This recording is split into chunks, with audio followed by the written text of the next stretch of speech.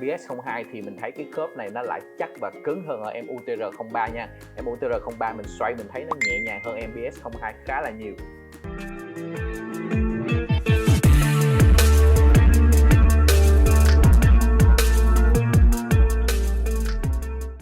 Hi, I'm my friend. Welcome to unbox and review the Transformer show today. Hi, xin chào tất cả các bạn. Chào mừng tất cả các bạn đến với show Unbox Review Transformer của mình ngày hôm nay nha. Yes. Hôm nay mình có hai cái hộp cũng khá là lớn. Yes.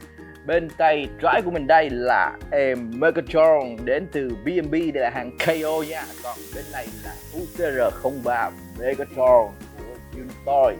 Có lẽ em UTR03 thì không quá xa lạ gì với anh em rồi, nhưng mà em này thì khá là mới. Hôm nay mình sẽ unbox review hai em này cho các bạn xem để xem cái sự tương quan của nó như thế nào và xem thử em hàng KO này làm được cái gì nha. Trước khi unbox thì mình cũng đánh giá sơ một chút xíu về cái hộp. Bên đây là em BS02 của BNB. Thì cái hộp này cũng chỉ là cái hộp giấy bình thường thôi, có in hình em Megatron này các bạn. Rồi phía trước và phía sau y chang như nhau luôn nha. Ở đây có cái chữ Die-Cast Metal Transformation là truyền thống của BNB luôn ha. Rồi bên này là em UTR03. Thì cái giấy này nó tạo cho mình cái cảm giác nó rất là xịn nha. Cái giấy này nó in giấy láng và cảm giác nó chắc chắn rất là đã. Phía trước có in cái hình em Megatron rất là đẹp, ẩn rất là hay ha. Rồi phía dưới có những cái chữ như thế này, mình thấy nó in bằng cái mực phản quang đó, khi mà ánh sáng chiếu vô nó sẽ đổi màu nè. Nhìn nó rất là xịn sò. Và tất nhiên không có chữ Megatron nào ha, ở đây có chữ Dragon thôi. Ở đây thì cũng có hình em Megatron nè và một cái dạng máy bay ở đây. Rồi cơ bản là như vậy. Bây giờ mình sẽ unbox ngay nha. Let's go. Rồi bây giờ mình sẽ unbox trước em UTR03 nha. Haha. Bye bye.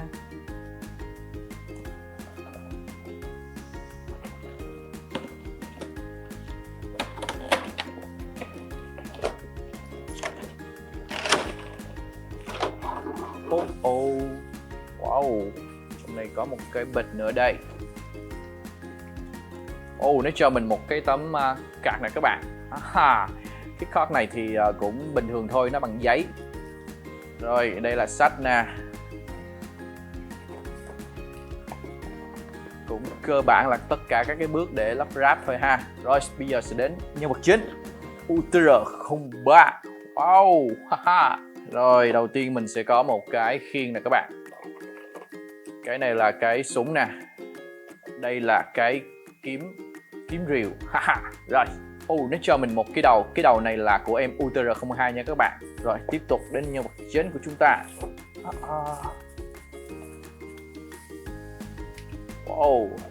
Đây là em Megatron, nhân vật chính của chúng ta ngày hôm nay nha, UTR03. Rồi cơ bản là như vậy. Rồi bây giờ mình sẽ tiếp tục unbox em BS02. Yes. Một nhát dao là xong. Rồi mình sẽ lấy ra luôn nha.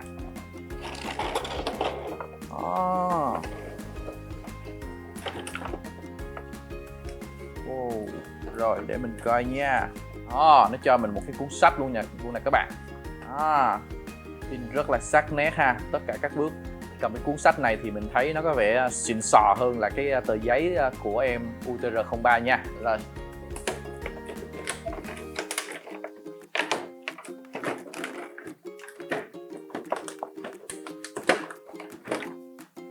Rồi mình có một cái khiên nè các bạn. Đây. Khá là mỏng manh. Rồi đây là cái phần tay súng nè ha. Tiếp tục là mình đến cái kiếm rìu.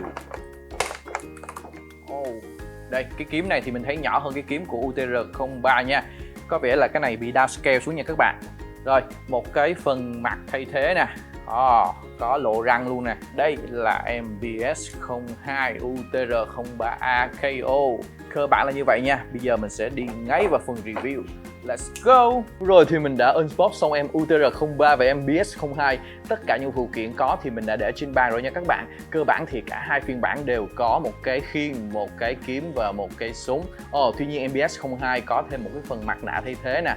Em UTR03 thì cho mình thêm một cái đầu Optimus và một tấm card như thế này.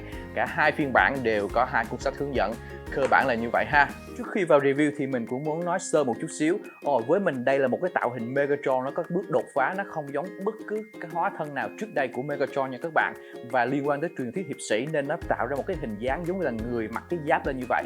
Và đối với mình thì UTR-03 là một sản phẩm thiết kế cực kỳ thông minh đến từ Unitoy. Các bạn có thể thử tưởng tượng những cái đường cong như thế này mà nó tạo hình và nó biến hình thành một cái chiếc máy bay được thì mình thấy quả là thông minh và ghê gớm luôn các bạn. Và mình cũng muốn nói luôn rằng đây không phải là một video so sánh mà đây là một video mình đánh giá em BS02 KO này nó sẽ làm được gì so với em UTR-03. Với mức giá chênh lệch tầm khoảng 1,2 triệu, bỏ qua những vấn đề nó là KO, nó là lấy chất xám từ em UTR-03 này, mình hướng đến cái vấn đề là những cái người chơi rộng hơn thì liệu em BS02 này nó sẽ mang lại những cái gì cho người chơi, liệu với mức giá như vậy nó có thỏa mãn được người chơi hay không, thì video này mình sẽ tìm hiểu câu trả lời đó nhé. Còn bây giờ thì bắt đầu vào review thôi. Đầu tiên là về cảm giác cầm nắm ban đầu. UTR-03 thì cho mình cái cảm giác nặng hơn em BS02 một chút xíu, và nó cho cảm giác chắc chắn nha. BS02 thì nhẹ hơn một chút và vẫn cho cảm giác chắc chắn nhưng không bằng UTR-03, nó vẫn cho một cảm giác hơi ẹp một chút xíu nè, một chút xíu thôi so với UTR-03, có thể là do phần nhựa nha các bạn. Về tổng thể thì UTR-03 cao hơn tầm 2 cm so với em BS02 và nó cho mình cái cảm giác lực lưỡng hơn. Cả hai đều có tỷ lệ tổng thể khá tốt và cố gắng bám sát phim nhất có thể nha các bạn. Tuy nhiên đây là một bước đi downscale của BMP mà mình cho rằng cả hệ hãng Unitoy, và mình sẽ đi ngay luôn vào phần so sánh scale để phân tích việc này nha. Với chiều cao thực tế của Optimus ngoài đời thật là 28 feet tương đương 8,53 m và Megatron là 30 feet tương đương 9,14 m, nghĩa là Megatron cao hơn tầm 0,61 m nha các bạn. So sánh tỷ lệ UTR-03 Megatron là 32 cm và UTR-02 Optimus là 27,5 cm. Trong cùng một dòng của Unitoy thì có lẽ là UTR-03 nó cao hơn quá nhiều so với mẫu tiền nhiệm trước đó. Vì vậy, BS02 đã mạnh dạn downscale xuống còn 30 cm để phù hợp hơn với UTR-02 và thậm chí là ngay cả với Tower F01 28 cm. Mình cho rằng đây là một màn cải thiện khá mạnh mà BMP dành cho Unitoy. Về cái màu sơn tổng thể thì UTR-03 sơn cái màu xám bạc ngã về xanh, còn em BS02 sơn màu xám bạc. Cái màu xám bạc này thì cho mình cái cảm giác nó gần với cái màu 3A và cái bản màu phim hơn nha các bạn. Về cái phần nhựa thì UTR-03 nhựa cảm giác dày và cứng cáp, có một vài vị trí là nhựa mềm, bóp mạnh vào vẫn cho cảm giác rất là chắc chắn nha các bạn. Còn em BS02 cảm giác nhựa cũng khá tốt và cứng cáp, tuy nhiên nó không bằng UTR-03. Khi bóp mạnh đây các bạn nghe nè, các bạn có thể nghe được cái tiếng rôm rốp nên cái phần nhựa này mình thấy tuy cứng nhưng nó cho cảm giác giòn, và một vài vị trí nó vẫn là cái nhựa mềm nha. Cả hai em này thì có rất là nhiều vị trí nó là nhựa mềm. Về cái độ hoàn thiện thì UTR-03 hoàn thiện tốt hơn, dường như rất là ít chi tiết nhựa thừa, các chi tiết đi với nhau rất là tốt và độ hoàn thiện cao nha các bạn. Và em BS02 rất là tiếc luôn, tuy chi tiết rất là nhiều nhưng nhựa thừa cũng xuất hiện nhiều y chang luôn. Nếu các bạn để ý kỹ thì các bạn có thể thấy được rất là nhiều chi tiết nhựa thừa xuất hiện trên này. Cái phần này thì mình thấy BS02 nó không bằng UTR-03 đâu các bạn. Về cái thiết kế phần đầu thì cả hai phiên bản đều bán sát theo phiên và khá là đẹp nha các bạn. Tuy nhiên BS02 đi sau nên mạnh dạn thêm cái chi tiết lằn chìm nhấn nhá hơn nên mình thấy cái chi tiết nó nhiều và nó tốt hơn. Cái phần mỏ chim của BS02 được sơn nhấn vàng thì cái này mình thấy nó không giống với 3A và phim. Ở UTR-03 thì hai cái phần giáp mặt với cơ chế trượt ra sau, mở giáp và trượt lên trước để đóng. Còn em BS02 chỉ là cái cơ chế trục xoay ở trong này, mình xoay qua xoay lại thôi nha các bạn. Ở cái phần mặt của UTR-03 thì thay cái phần mặt bằng cách kéo cái phần bên trên lên và xoay phần bên dưới thì mình thấy nó hơi khó khăn một chút xíu. Còn ở em BS02 thì cơ chế tháo mặt và lắp vào nó rất là đơn giản. Cái mặt thay thế cho UTR-03 là cái mặt ngậm miệng, còn em BS02 là cái mặt nhe nanh. Thì cái mặt nhe nanh mình thấy nó ghê, nó giống cái bản 3A hơn nha các bạn. Cái phần đầu của BS02 thì bị vướng bởi chi tiết cổ nên mình thấy nó hở lên cao hơn so với phần thân và nó không cúi mặt xuống thấp được như em UTR-03. Ở em UTR-03 cái phần mặt này cúi thấp được hơn nên tạo ra cái cảm giác nó bá khí hơn rất là nhiều luôn các bạn. Và còn một điểm nữa mình muốn nói đến rằng là em BS02 này nó có cái led mắt và cơ chế thay pin rất là đơn giản, chỉ cần cầm cái phần này nhấc lên và cái này nó có cái nam châm hít nha các bạn. Và một cái điều rất tiếc cho UTR-03 là nó không có cái led mắt. Về thiết kế phần thân và ngực thì về tỷ lệ UTR-03 cho cái tỷ lệ tốt hơn em BS02, nhất là sự phối hợp giữa phần giáp ngực hai bên và phần giáp ở giữa, nó tạo nên cái sự lực lưỡng và cho cái cảm giác ngực nó ưỡn lên trên. Còn BS02 thì cái tỷ lệ không tốt bằng nên cho cái cảm giác phần ngực nó bị xuôi xuống nha các bạn. Về chi tiết thì BS02 đã thêm nhiều cái detail hơn và sơn lại các phần màu đỏ trong cổ. Hai cái phần mắt ở dưới giáp ngực cũng được sơn đỏ và làm chi tiết nhiều hơn nên cho mình cái cảm giác nó bám phim và bám cái phiên bản 3A hơn nha các bạn. Ở mặt sau phần eo bên dưới BS02 cũng đã được sơn lại cái màu đỏ và phía trên được thêm vào hai cái chi tiết detail được sơn vàng. Chi tiết này UTR03 không có và nó làm cho BS02 sát phim và sát 3A hơn nha các bạn. Ở cả hai phiên bản đều bám sát phim và 3A, từng chi tiết hai phiên bản đều học hỏi rất là tốt. Thật sự lời khen này mình nên dành cho Unitoy vì họ thực sự làm tốt. BNB họ chỉ kế thừa và làm lại thêm thôi các bạn. Tuy nhiên là vì đi sau và làm KO nên họ đã cố gắng làm detail cho bắt mắt và sát phim hơn nhằm tạo thu hút hơn cho cái người sử dụng nha các bạn. Về thiết kế phần tay thì cả hai đều bám sát phim, tuy nhiên em BS02 đã thêm khá là nhiều chi tiết ở phần giáp cánh tay, giáp bàn tay, sơn lại ở phần cơ bắp màu đỏ nên nhìn nó sát phim và 3A hơn cái bản UTR03 nha các bạn. Tương tự với phần giáp vai thì BS02 cũng thêm chi tiết, nhất là giáp vai bên trái sơn nhấn cái nhẹ màu vàng ở viền giáp nên nhìn rất là giống cái phiên bản 3A luôn. Tuy nhiên xem kỹ phần phía sau, vị trí nối cánh tay vào thân thì UTR03 cho cảm giác đều đặn, phần khớp nối nó không lộ quá nhiều, còn BS02 thì bị lộ rất là nhiều ở phần cánh tay bên phải, thậm chí là bị lệch hơn so với bên trái. Mình thấy cái chi tiết này rất là đáng tiếc luôn cho em BS02 nha. Tiếp theo về thiết kế phần eo và chân thì về phần chân cơ bản cả hai phiên bản đều bám sát phim và mình đánh giá rất là cao cho thiết kế này. Thật sự khó mà tưởng tượng được cái phần chân này có thể transform được các bạn. Và dường như ở phần này BS02 không thêm quá nhiều chi tiết so với em UTR03 mà nó chỉ nhấn nhá thêm một chút xíu thôi. Và phần bàn chân thực sự mình đánh giá rất là cao cho thiết kế của Unitoy vì họ tạo ra một cái bàn chân rất là sát phim và 3A luôn.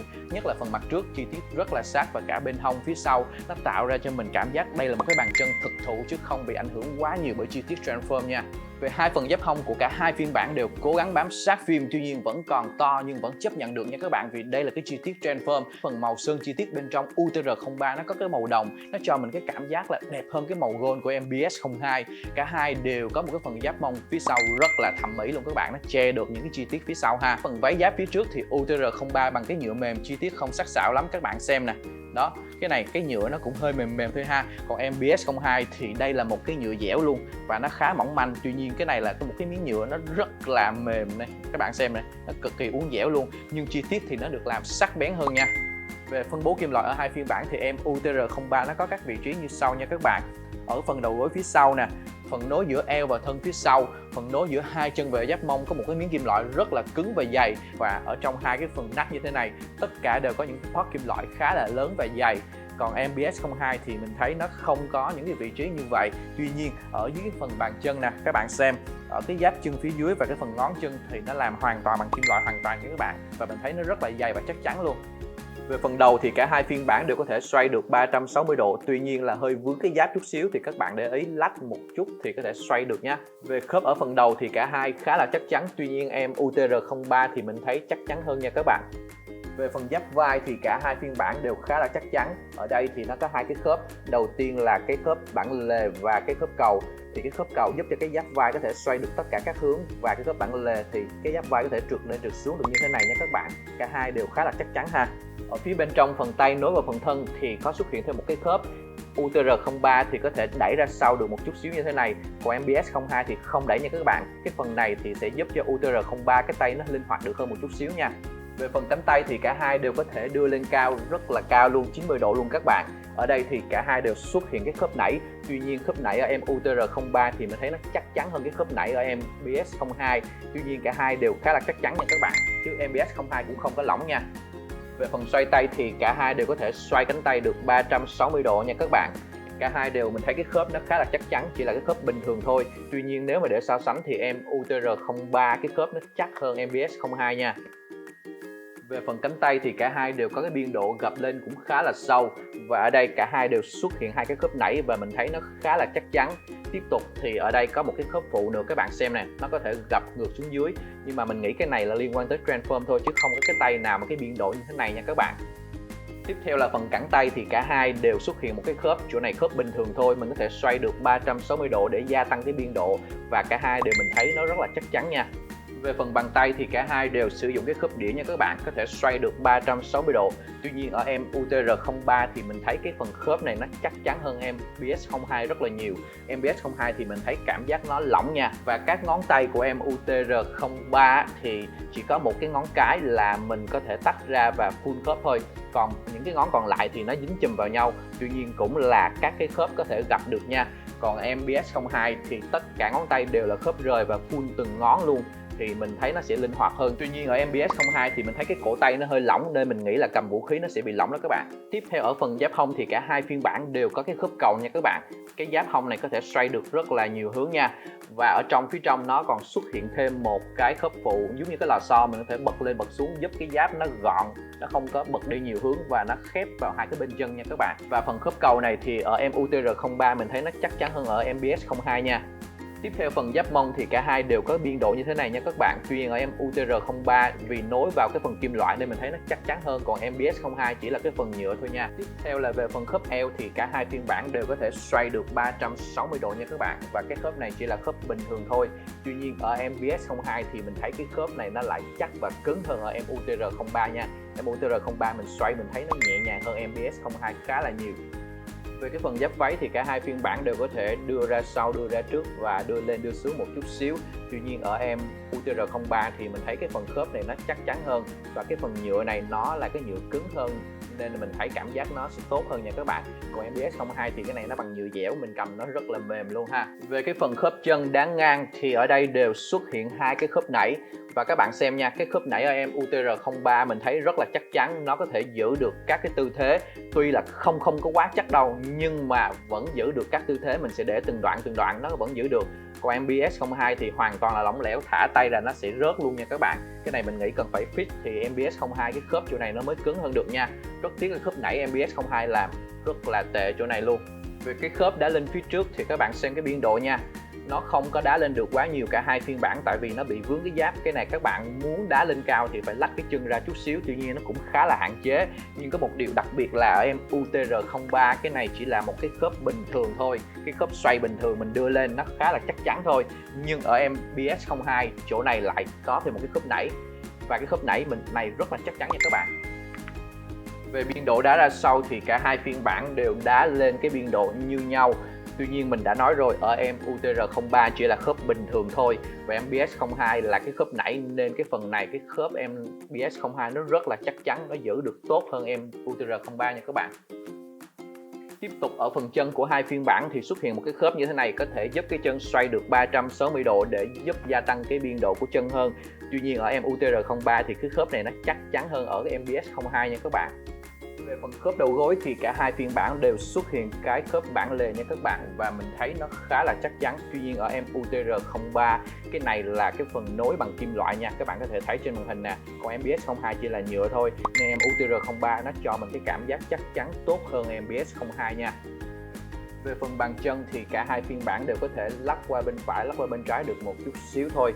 Tuy nhiên ở em UTR03 thì mình thấy cái phần này nó chắc chắn hơn cái em BS02. BS02 cái này mình thấy nó hơi lỏng một chút xíu. Và ở cái phần mũi chân nè, cái phần mũi chân này thì có thể gập lên gập xuống được như thế này nha các bạn.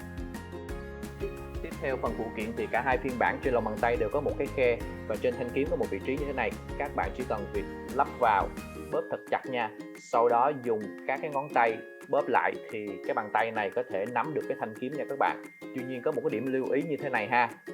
Ở em UTR03 thì cái phần tay kiếm này cầm rất là chắc nhờ cái khớp cổ tay nó tốt ha. Còn em BS02 thì các bạn xem là khớp cổ tay nó rất là yếu nên chỉ cần các bạn lắc một chút xíu là cái tay nó sẽ chạy đi và nó không có giữ cái kiếm được ha. Về phần khiên thì trên cánh tay cả hai phiên bản đều có một cái lỗ, các bạn chỉ việc cầm cái khiên và lắp chặt vào như thế này là được nha các bạn ơi. Tiếp theo ở phần lưng thì xuất hiện một cái lỗ như thế này, mình chỉ việc lắp cái khiên vào thì em Mechatron có thể đeo được cái khiên nha các bạn. Và ở trên khiên xuất hiện một cái chốt như thế này ha, giúp cho mình có thể gắn cái kiếm lên được luôn nha các bạn. Về phần tay súng thì thay vì cái vị trí hồi nãy mình lắp khiên thì bây giờ mình lắp cái phần súng vào thôi nha các bạn. Và ở đây có một cái dây xích ha, mình đưa vào cái phần chốt này vào cái chỗ khớp phía trên vai, lắp chặt vào là xong nha. Sau đây là cái phần đánh giá phụ kiện của hai phiên bản nha các bạn. Đây là cái khiên của em UTR03, còn bên này là em BS02. Thì bên BS02 mình thấy nó to hơn một chút xíu. Cái màu thì nó đã theo cái phiên bản rồi. Tuy nhiên mình thấy các bạn xem nè. Đó, cái UTR03 thì nó sẽ dày hơn, còn bên BS02 nó mỏng nha các bạn. Và cảm giác nó dẻo. Cái miếng này mình thấy nó mỏng dánh luôn. Và nó hơi dẻo nè. Mình cảm giác nó không có cứng. Bên này thì mình bóp nó rất là cứng nha. Tiếp theo là hai cái phần kiếm. Thì cái phần kiếm của UTR03 tại vì tỷ lệ nó cao hơn nên cái kiếm nó cũng dài hơn. Còn em BS02 thì nó ngắn hơn, nó nhỏ hơn một chút xíu. Tuy nhiên các bạn xem nhé, Ở đây những cái gai này thì nó hơi bị tù, còn bên MBS 02 là gai nhọn, thì cái phần gai nhọn thì mình thấy nó sát phim và sát cái bản 3A hơn, nhìn nó ghê gớm hơn ha. Tiếp tục về cái phần súng thì em UTR-03 bên này thì mình thấy nó to hơn bên này một chút xíu, bên này nó nhỏ hơn. Và bên này thì mình thấy nó hoàn thiện tốt hơn, các chi tiết nó đi đều và nó khít với nhau hơn. Còn bên này thì các bạn để ý kỹ những vị trí trên này nè, nó có rất là nhiều cái đoạn hở, ngay vị trí này nó cũng hở luôn chứ nó không có được khít cho lắm ha.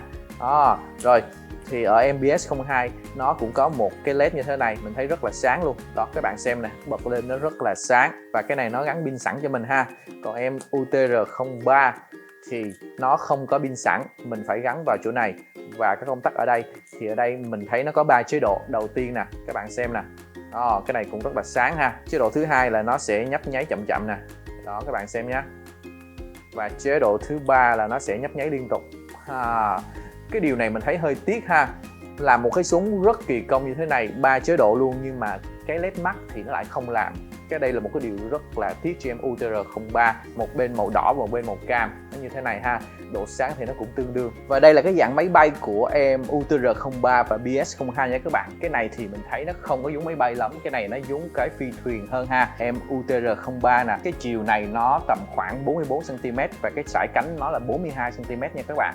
Và cái MBS-02 thì nó nhỏ hơn một chút xíu, cái chiều này nó 42 và cái chiều này nó tầm khoảng 41cm. Mình thấy cái màu này nè, cái màu đồng này nè thì nó tạo cái cảm tình cho mình hơn là cái màu vàng bên BS-02 nha. Tuy nhiên MBS-02 nó có nhấn một chút xíu ở đây. Cái điểm nhấn này nó tạo ra giống như cái phần buồng lái đó. Còn em UTR-03 thì chỗ này nó để nguyên cái màu, nó không có sơn. Nếu mà cái này nó sơn lên cái màu đồng thì nó sẽ đẹp hơn nha các bạn. Đây, các bạn xem nè. Wow, cái này thực sự là một cái sự thông minh rất là cao luôn. Tất cả những cái mảng, những cái đường cong của cái phần chân nè, của những cái giáp, cái đầu này kia nó giấu vào hết ở phía sau nè. Nó chỉ lộ lên cái phía trên những cái phần chi tiết của phi thuyền thôi. Ở cái phần cánh nè, em UTR-03 thì cái này nó không có được sơn. Còn em BS-02 cái này nó sơn, thì cái phần cánh phía dưới này cái màu nó đồng bộ hơn với cái bên này nha. Phần đế đỡ này cái này nó bằng kim loại của em UTR-03, còn em BS-02 thì nó chỉ là nhựa thôi. Và trên này á, hai cái khẩu súng á, là mình có thể gắn lên trên này luôn để nó tạo thêm một cái khẩu súng cho cái phi thuyền, nhằm nhìn cho nó hoành tráng, nó dữ dội hơn ha. Ở đây cũng có một số cái chữ này mình thấy nó giống cái chữ tàu hay cái chữ gì chứ nó không có giống chữ Cybertron cho lắm. Đó, cơ bản là như vậy thôi.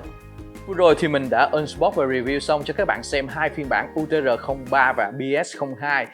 Tổng kết lại một chút xíu, UTR-03 thực sự vẫn là giữ ngôi vương trong lòng người chơi, thiết kế thông minh, tỷ lệ bản thân tốt, khớp tốt, hoàn thiện tốt. Tuy nhiên BS-02 vẫn sẽ là một lựa chọn tốt dành cho các bạn nào với những tiêu chí như sau: kinh phí hạn hẹp hơn nè, thích chơi đúng scale với các mẫu Optimus Prime The Last Knight trước nè, màu sơn chi tiết bắt mắt, khớp tương đối tốt và transform được, thì đây là một lựa chọn rất là tốt trong cái thời điểm này. Các bạn thấy sao thì hãy cho mình biết dưới phần comment nha. Nếu thích thì hãy cho mình một like, một share, bấm vào nút subscribe hoặc bấm vào nút chuông nếu các bạn chưa bấm chuông.